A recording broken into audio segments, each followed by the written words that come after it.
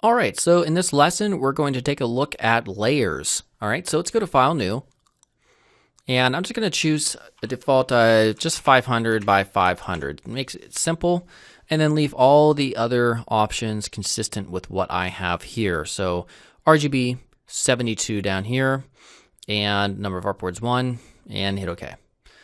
All right, so I'm going to hit Control 1 to get to scale down to 100% here, and let's go ahead and just drag this up a bit so we can see more of the layers here. And so the way the layers work here in Illustrator differs pretty significantly from Photoshop.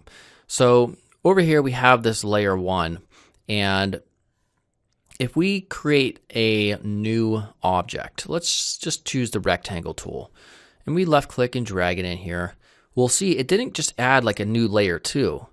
It automatically selected layer 1, and you can see it's kind of highlighted in this bluish color. And it also has this little arrow. If we click this down, we will see now the rectangle from that we just added, basically. So the way layers work in Illustrator is much like groups. So if I added another shape, like an ellipse over here, we'll see it adds it just above, but inside of layer 1.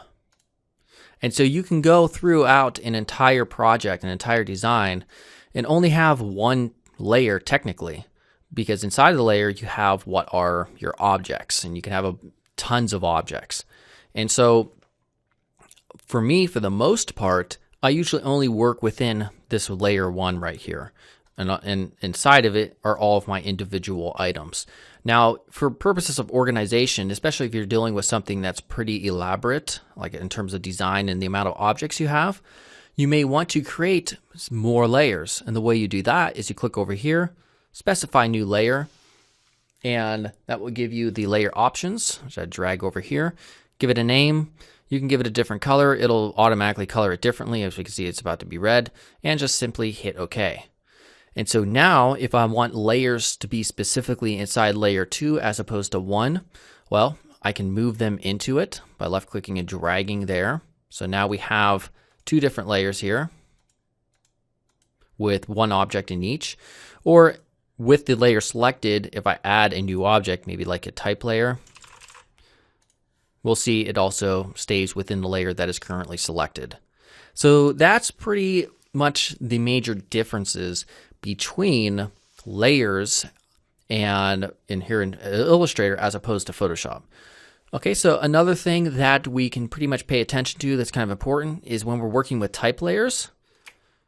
We can see that currently we can take this one, we can adjust it to any size imaginable, we can edit it, which is most important.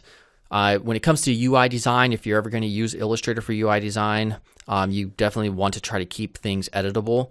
If for some reason you do need to convert it to a path, well, all you do is hit Control Shift and O, or go to Object, Path, and Outline. Sorry about that. Object, Expand, and hit OK. And now you can see it have all these different anchor points. We can no longer edit the text, but if for some reason we need to make some specific adjustment to one of these, well, we certainly can that way. Whereas if it were just an editable piece of text, we wouldn't have been able to, adjust any of these properties right here. Okay?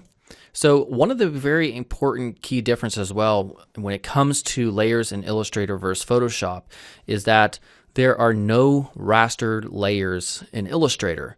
So that's a very good thing in a way, because now we can never have to worry about having layers that are rasterized and that we can't really adjust in specific ways.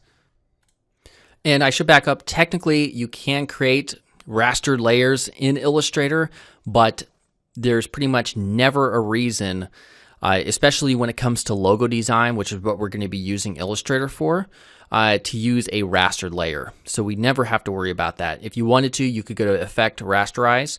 And if also you would want to rasterize it if you want to apply some of these under the Effects panel, which I would advise pretty much never to do if you're designing logos in Illustrator. Okay, so those are basically the key differences when it comes to Illustrator layers versus Photoshop layers. All right, so in the next lesson, we're going to take a look at just some of the more important tools and techniques that we'll be using when it relates to logo design in general. All right, so I'll see you then.